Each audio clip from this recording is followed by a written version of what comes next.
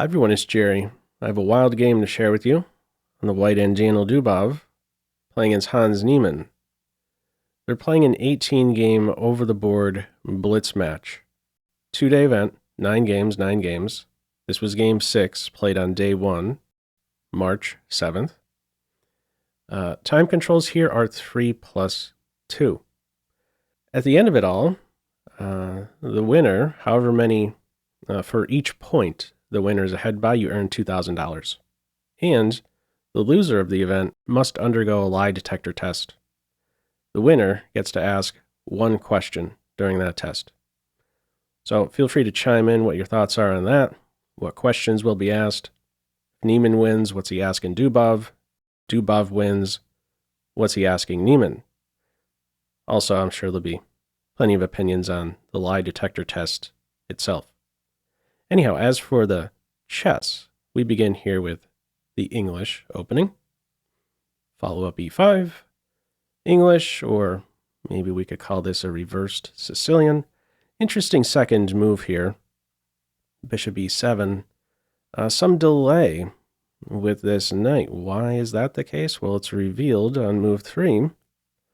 The f-pawn wants to play a role. Continue here with d4, d6, both sides obtaining a duo very early on.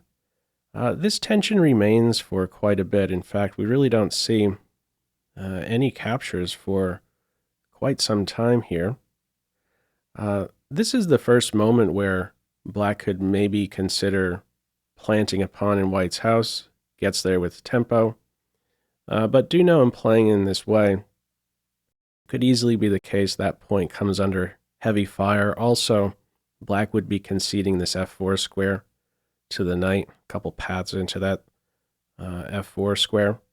And also, another detail, the bishop can also snake around here to b3 and maybe have a role on this diagonal as well, especially if black is trying to support a pawn here on the e4 square. We don't see that e4 move.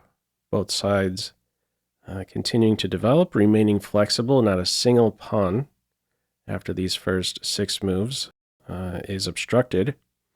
Now, after b3, this is where the computer now is looking forward to playing e4 and then d5. Why is it maybe a better moment to play e4 at this stage? Well, after b3, this idea of potentially rerouting the bishop on this diagonal is no longer an option.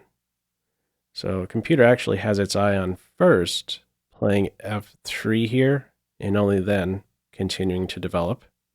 But it's b3 here. Black in the end does not play with e4.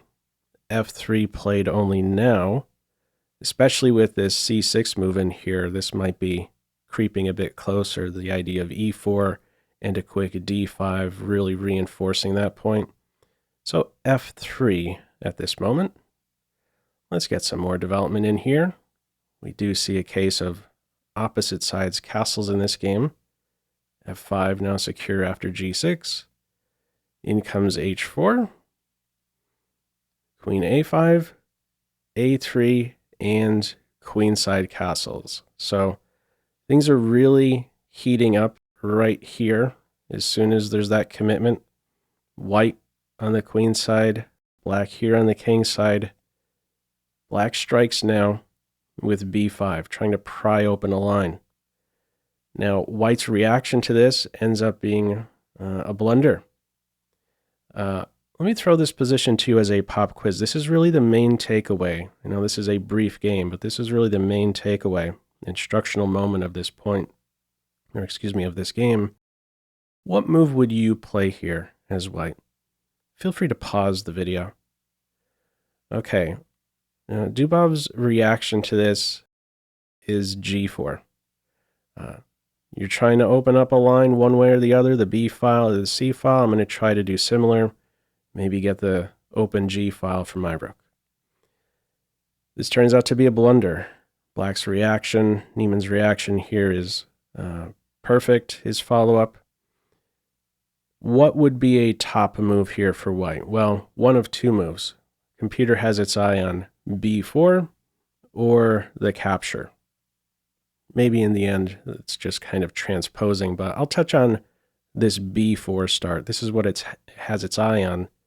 B4, then a capture, and only then this idea to play H5 and pry open the H file.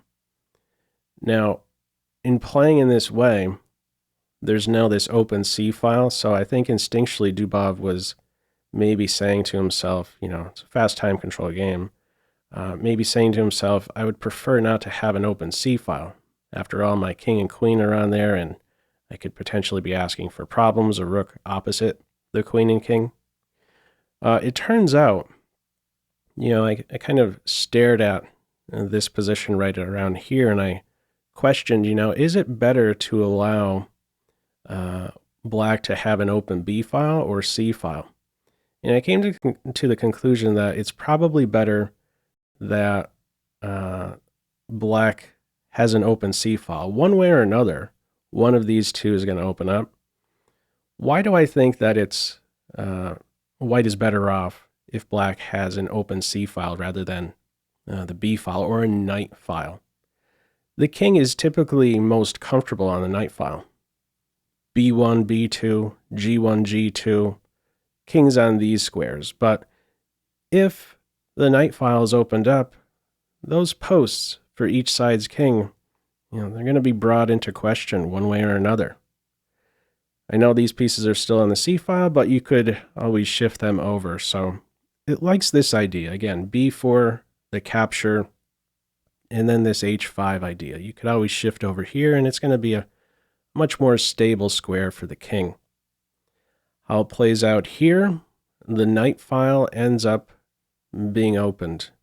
Dubov's reaction to this tension here is with G4. We get the capture on C4. There we go. A completely opened knight file. In comes E4. This is a perfect follow-up. After this capture, you have to take. Right? The bishop is out of squares. This pawn is overloaded. So E4, get the capture on E4. Knight takes G4, and there's multiple threats now. What a pesky knight. You get to E3, you're landing this fork. You get to F2, there's this one. So what do you try here? Let's see. It's D5. And black's reaction, sharp follow-up, knight C5.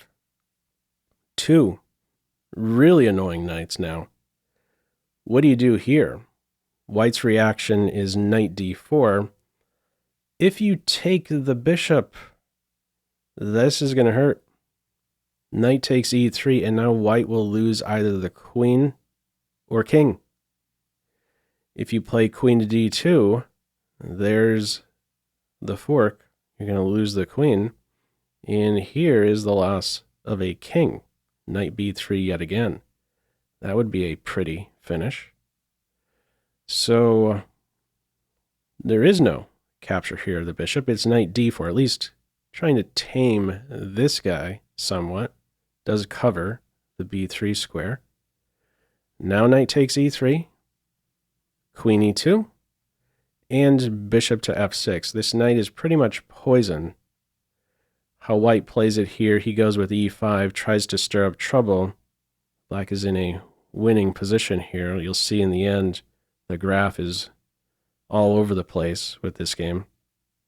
If you take the knight here, the shot available to black would be bishop takes knight. And if you take the bishop yet again, there would be a fork. What other option would there be here if you're dropping the queen back? Well, this is where we could see that open knight file pay off here for black. The rook can step over here, looking at a sacrifice, for instance. If white in this position swipes the bishop, there you go. Exchange sacrifice, final piece into the attack, and a move like, let's say, rook to B3. What are you doing about this knight? I should actually move here instead. Yet again, rook B3 would be the move. And what are you supposed to do about the knight? It's hit 3 times, and if you move the knight to any retreat square, for instance, any of these, you would run into a mate in 2. This would be a pretty finish. This knight b3 move landing yet again. So no time, in short, to chop here on e3. The try is with e5. This attracts the bishop to a more vulnerable square so that knight takes c6 is more effective. Queen b6. No time in this position to take the knight either, because yet again, knight b3 is there with a check, and you can't step up here to defend the queen. The queen will be lost.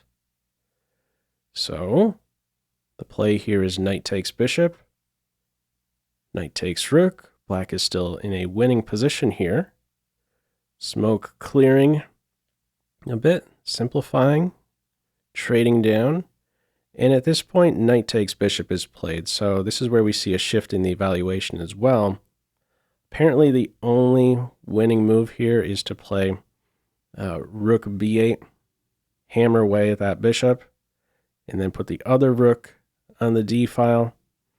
Notice playing this move here, this would not be the way because knight takes bishop hits with check.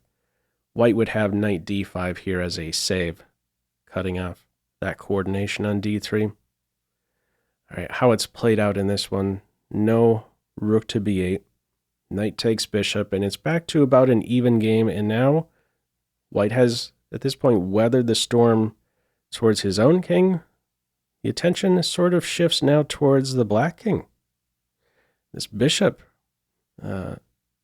pointing right towards the king side here. h5 nearby, a file may be ready to open up. H file or G file. First, the e pawn collected. Knight hops in the center within checking distance. Follow up, f4. Connected passers. Advances with the f pawn. You want to be a bit delicate which of these two pawns you move first. This one's going to stick around for a while. You move this pawn, you're asking for a battery. So it should really be this one that's going first. That's what we see in the game. White tries to pry open the h file. Black offering a queen exchange. Voided. Opposite the king.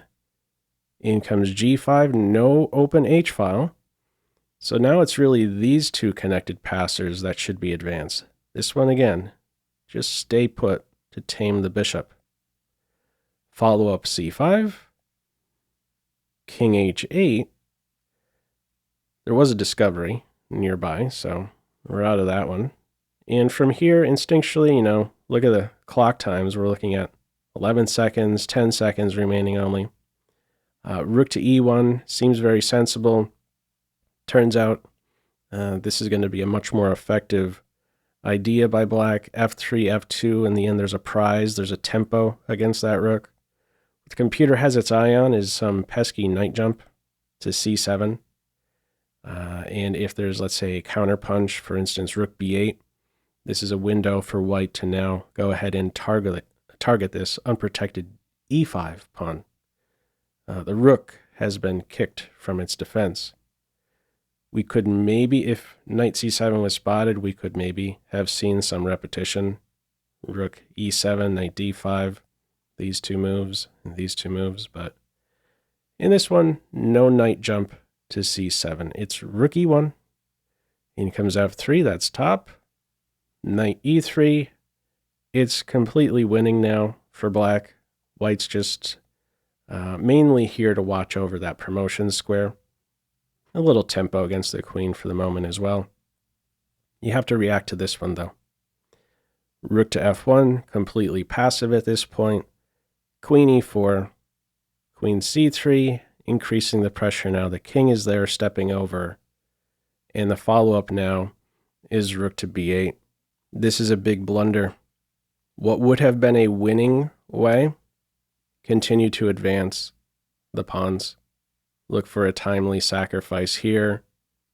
Two pawns on the second rank there are going to outweigh the rook. That was a winning way for black, but in the time pressure, rook b8, a big blunder, but white does not capitalize on it right away at least. Reacted to this rook b8 with bishop to a1. e5 is up for grabs right now. Queen takes e5 is there. But the bishop backs off to a1 here. There is the threat to swipe the bishop, and if you're recapturing, e3 is going to collapse. So it's bishop to a1, rook f4 played here. White was given another chance to crash through on e5, and he didn't miss that chance, and this game completely turns now. It is decisive for white. Queen takes e5. You have to take the queen, otherwise it's going to be mate on g7, and everybody loves to make a move like this. Bishop takes queen check, and what more can this bishop be doing? In the end, it swipes the free rook, and black resigns. Completely overlooked that vulnerable point as soon as the rook went to b8. A winning shot available there in the time pressure. Dubov getting the better of Niemann in this interesting sixth game. This was the first of 3 consecutive losses for Niemann in this event. Ended up winning the final game on day 1, game 9. And the current match score is 5.5, 3.5. So who knows what's going to happen on day 2 and how things are going to play out. Anyhow, feel free, as usual, to leave any feedback to this video in the comment section below. Hope you enjoyed it, and maybe still took a thing or two away from this shorter time control. That's all for now. Take care.